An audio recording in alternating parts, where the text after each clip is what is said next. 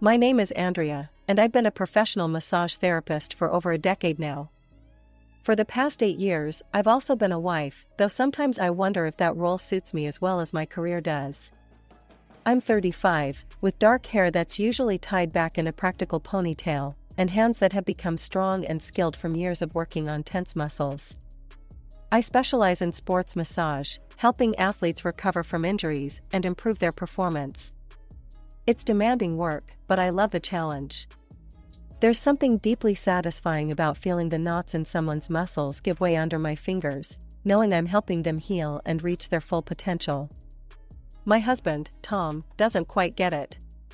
He's 37, works as an office clerk, and his idea of a good time is lounging on the couch with a beer, watching whatever game is on TV. He's not a bad guy, really. Just different from me. Andrea, why don't you take a break? Tom called from the living room as I pored over my accounts one evening. Come watch the game with me. I sighed, rubbing my temples. I can't, Tom. I'm trying to figure out how much more I need to save for the office space. He appeared in the doorway, leaning against the frame with a slight frown. You're always working. We should be enjoying life, not killing ourselves for some future that might never come. This is important to me, I said, trying to keep the frustration out of my voice. I want my own business, my own space. I'm tired of working for other people. This was a familiar dance between us. We'd reached a compromise of sorts over the years. We each contributed a set amount to our shared expenses, and whatever was left was ours to spend, or save, as we saw fit. It wasn't perfect, but it allowed me to squirrel away money for my future business without constant arguments. The apartment we lived in was a wedding gift from my father. It wasn't large, but it was in a good neighborhood and, most importantly, it was ours free and clear. No mortgage meant I could focus on saving for my business instead of paying for a roof over our heads. The next morning, I was up early as usual, preparing for another long day of appointments at the 2 clinics where I worked. As I sipped my coffee, Tom stumbled into the kitchen, bleary-eyed and yawning. You're up early, he mumbled, reaching for the coffee pot. Oh, by the way, my mom called yesterday. She and Sarah want to book a wellness course with you. I froze, my mug halfway to my lips.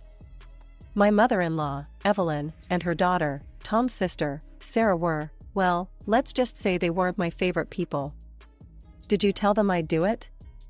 Tom looked surprised. Of course. Why wouldn't you? They're family. I bit back a sigh. This was going to be a problem, I could feel it.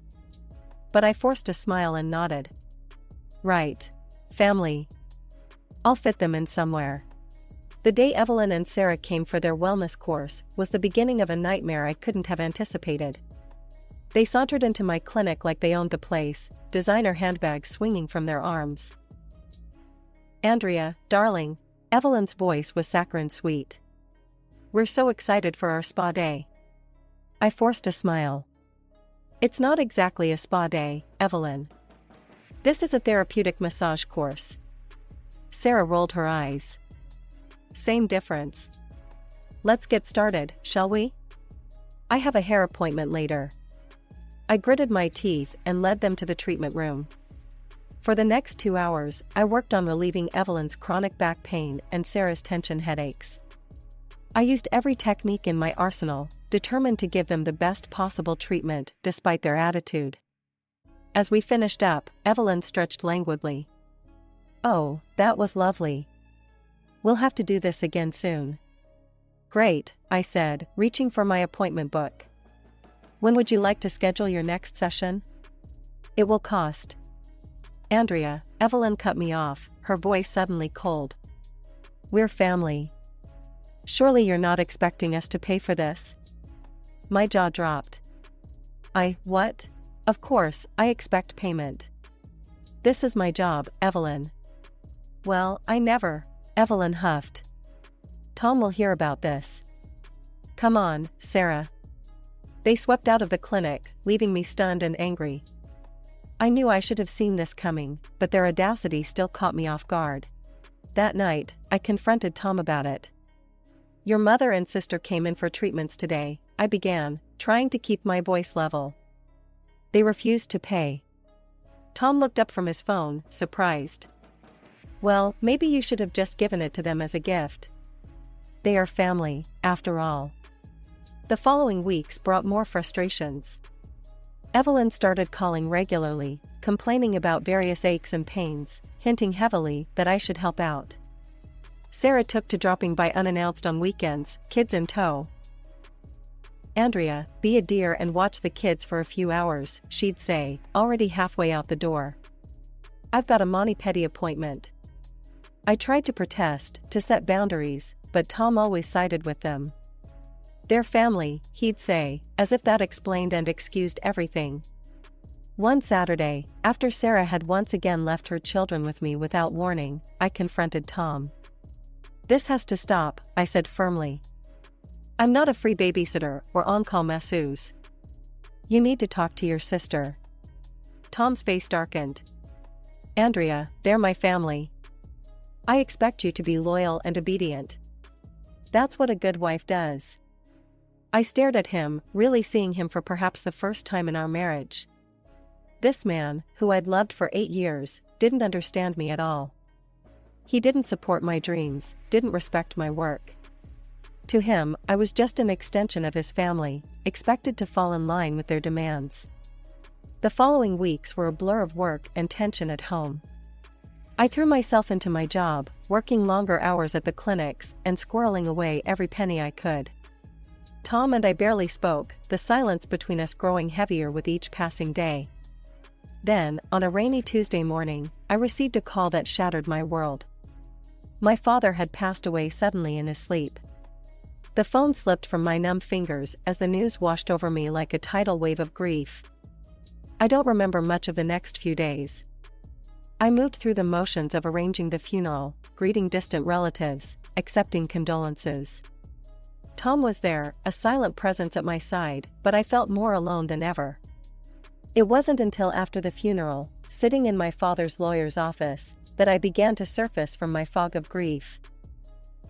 Andrea, the lawyer said gently, your father left you his house. Everything is in order, the property is yours free and clear. I blinked, struggling to process this information.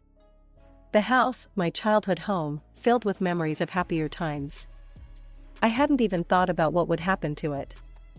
As we left the lawyer's office, Tom spoke up for the first time. This is great, Andrea. Think of all the space we'll have. We could throw some amazing parties. I tuned him out, my mind whirling. The house represented both a gift and a burden. It was too big for just the two of us, and the thought of the upkeep was daunting. But I couldn't bear the thought of selling it either. Every room held echoes of my father's laughter, his encouragement, his love. I think we should rent it out, I said abruptly, cutting off Tom's excited chatter about remodeling plans. Tom's face fell. Rent it out? But Andrea, think of the opportunities. I have thought about it, I interrupted. This is what I want to do. It's my house, Tom. He sulked for days after that, but I stood firm. I found a reputable rental agency and signed a contract with them. It felt like the right decision, giving me time to grieve and consider my options without making any rash choices. A week later, I received a call from the agency that left me bewildered. They informed me that they couldn't access the property. Apparently, some tenants were occupying the house and refusing to let them in. I was shocked. Who could these people be? How did they get into my father's house? A mix of confusion and anger swirled inside me as I grabbed my car keys. I had to see this for myself. As I pulled up to my father's house, my heart was pounding. The familiar sight of the old Victorian-style home, with its wraparound porch and faded blue paint, brought a rush of memories. But those nostalgic feelings were quickly overshadowed by my growing anger and confusion. I marched up to the front door and knocked forcefully. Hello? I called out. This is my property. I demand to know who's in there. The door creaked open, and I found myself face to face with my mother-in-law, Evelyn, flanked by her daughter Sarah and Sarah's children. Andrea, dear, Evelyn exclaimed, her voice sickly sweet. What a surprise to see you here. I struggled to find words, my mouth opening and closing silently before I finally managed to speak. What are you doing here? How did you get in? Evelyn's smile didn't falter. Oh, Tom gave us the keys. He said we could live here and look after the place. Isn't that thoughtful of him? My blood began to boil. Without a word, I pulled out my phone and dialed Tom's number. He answered on the third ring. Hey, what's up? Tom, I said, my voice trembling with barely contained rage, why are your mother and sister living in my father's house? There was a pause, then a sigh. Look, Andrea, they needed a place to stay. Their old rental got sold, and they had nowhere to go. I knew the house was empty, so you gave them the keys without asking me? I interrupted, my voice rising. Tom, I signed a contract with a rental agency. There are tenants supposed to be moving in. Andrea, their family, Tom said, his tone growing stern. They'll live there and look after the place. It's better than having strangers in it. This is my house, Tom, I said through gritted teeth. You had no right to make this decision without me. You need to come here right now and sort this out. I'm busy, he replied curtly. You're overreacting, just let them stay. With that, he hung up. I stared at my phone in disbelief, then turned back to Evelyn and Sarah. This isn't your house, and you have no right to be here. I'm asking you nicely to leave. Don't make this more difficult than it needs to be. Sarah let out a harsh laugh. Or what? You'll call the cops on your own family? I met her gaze steadily. If I have to, yes.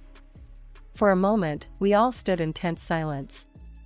Then, without warning, Evelyn and Sarah burst into laughter.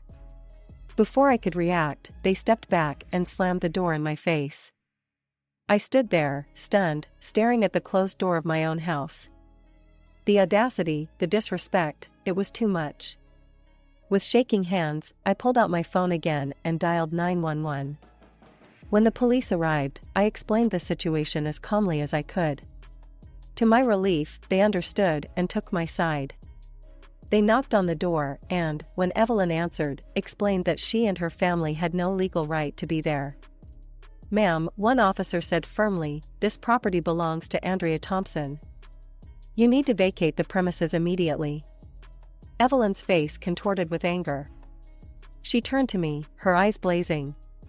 You've crossed a line, Andrea, she spat. You'll regret this, mark my words. As the police continued to insist they leave, Evelyn pulled out her phone. I watched as she dialed and put the phone to her ear. Tom, she said, her voice suddenly trembling.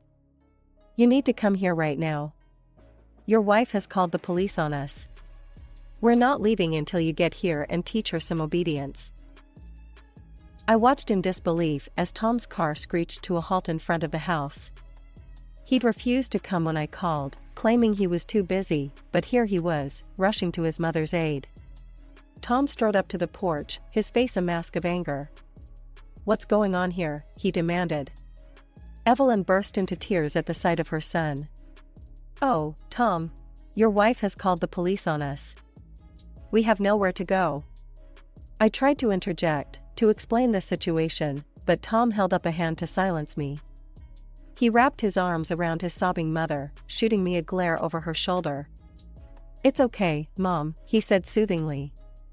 I won't let you be out on the street. You can all come stay with us in our apartment. I stared at him, shocked. Tom, you can't be serious. Our apartment is tiny. There's no room. Well, he cut me off, his voice cold. Since you don't want to be nice, things are going to have to get uncomfortable. You brought this on yourself, Andrea. And just like that, my life turned into a living hell. Our small apartment wasn't designed to house so many people. Evelyn, Sarah, and Sarah's 3 children moved in, turning our once peaceful home into chaos. The living room became a makeshift bedroom, with air mattresses taking up every inch of floor space. Privacy became a distant memory. The noise was constant. Sarah's children, aged 4, 6, and 8, seemed to be in a competition to see who could scream the loudest. They ran through the apartment like tornadoes, leaving destruction in their wake. One afternoon, I returned from work to find our TV smashed on the floor. The eldest boy had been trying to reach something on top of the entertainment center and had pulled the whole thing down. Kids will be kids, Sarah shrugged when I confronted her about it. The mess was overwhelming. Toys littered every surface, dirty dishes piled up in the sink, and laundry seemed to multiply overnight. Yet somehow, I was expected to clean it all up. When I protested, Tom would step in. "Come on, Andrea. You're the lady of the house. It's your job to make our guests comfortable." "Guests?" I would sputter. "They've taken over our home." But my protests fell on deaf ears. Tom, Evelyn, and Sarah had formed a united front against me. They criticized my cooking, complained about the cleanliness of the apartment, and made constant demands on my time and energy. I felt like a servant in my own home, constantly cooking, cleaning, and catering to their whims. The dreams of opening my own massage therapy business seemed to be slipping further away with each passing day. 2 months dragged by, each day blending into the next in a blur of exhaustion and frustration. Sleep became a luxury I could rarely afford. Between the constant demands of Tom's family and the noise that seemed to permeate every corner of our small apartment, I found myself constantly on edge, never able to truly relax. One Friday, after a particularly grueling week at work, I reached my breaking point. The thought of returning to the madhouse that was now my home filled me with dread. Without really thinking it through, I decided to stay at my office overnight. The quiet solitude of the empty clinic was a balm to my frayed nerves, and for the first time in months, I slept deeply and peacefully. The next morning, feeling somewhat refreshed, I steeled myself and headed home. As soon as I walked through the door, I knew something was wrong. Tom was waiting for me, his face a mask of fury. "Where the hell have you been?" he demanded, not even giving me a chance to speak. "You didn't come home last night. You didn't cook dinner. You've completely abandoned your responsibilities." I tried to explain, to defend myself, but Tom wasn't interested in listening. "I've had enough," he spat. "You're neglectful, disobedient, and clearly don't care about this family. I want a divorce." Before I could process what was happening, Tom thrust a stack of papers into my hands. Divorce papers. Already signed by him. "I'll be demanding half of everything," he said coldly. "Now get out. I don't want to look at you anymore." With that, he pushed me out of the apartment and slammed the door in my face. I stood there, stunned, clutching the divorce papers and fighting back tears. In a daze, I made my way to my father's lawyer's office. As I explained the situation, the kind old man who had known my family for years listened patiently. "Andrea," he said gently when I finished, "I want you to take a deep breath and relax. Your soon-to-be ex-husband has no claim on your property. Both the house and the apartment were gifted to you by your father before your marriage. They're yours, free and clear." Relief washed over me, but it was quickly followed by a wave of exhaustion. As I left the lawyer's office, I found myself driving towards my father's house, my house now, I reminded myself. I made my way to my father's study, a room that had always been a sanctuary of sorts. As I began to sort through the papers on his desk, a sealed envelope caught my eye. It was addressed to me, in my father's familiar handwriting. With trembling hands, I opened the letter and began to read. "My dearest Andrea. If you're reading this, it means I'm no longer with you. I want you to know how proud I am of the woman you've become. You've always had such drive, such passion for your work. I've watched you pour your heart and soul into your dream of owning your own massage therapy business. I'm writing this to tell you to follow your heart, Andrea. Trust yourself. You have the skills, the determination, and the compassion to make your dream a reality. To help you on your way, I want you to sell this house. Use the money to open that salon you've always talked about. I know it might be hard to let go of this place and all the memories it holds, but I want you to create new memories, new successes. Remember, I will always be with you, cheering you on. Go make your dreams come true, my darling daughter. All my love. Dad. Tears streamed down my face as I finished reading. Even now, months after his passing, my father was still supporting me, still believing in me. With renewed energy, I picked up the divorce papers Tom had thrust at me. Without hesitation, I signed my name next to his. This chapter of my life was over, and I was ready to start a new one. The next morning, I marched into the mayor's office and filed the divorce papers.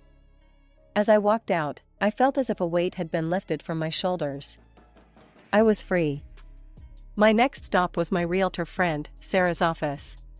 Within weeks, both my father's house and the apartment were sold. The proceeds were more than I had dared to hope for. With Sarah's help, I found the perfect space for my massage parlor, a large, airy room in a bustling part of town. I poured my heart into transforming it, choosing soothing colors and comfortable furnishings. Every piece of equipment I purchased felt like a step closer to my dream. My final task was finding a new place to live. I fell in love with a small, cozy apartment just a few blocks from my new salon. It was perfect, a fresh start, close to my new business. As I was moving my things into my new apartment, I received a frantic call from my former neighbor. New tenants had shown up at my old apartment, much to the shock of Tom and his family.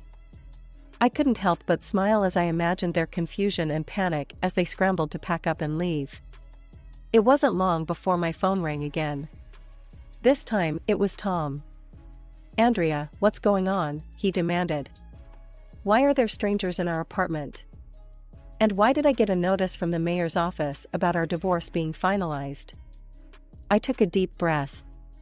"It's not our apartment anymore, Tom. I sold it. And yes, the divorce is final. This is what you wanted, remember?" There was a long pause on the other end of the line. When Tom spoke again, his voice had softened. "Andrea, I was just joking about the divorce. I love you. We can work this out. I'll tell Mom and Sarah to move out. Please, just come home." "No, Tom," I said firmly. "This isn't about your mother or sister anymore. This is about us. You've shown me exactly who you are and what you think of me. I deserve better than that." With that, I hung up and blocked his number. As I looked around my new apartment, I felt a sense of peace settle over me. This was my space, my life, on my terms. A year has passed since I took that leap of faith and opened my own massage therapy salon.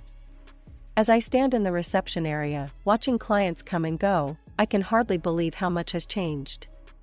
My little salon has flourished beyond my wildest dreams.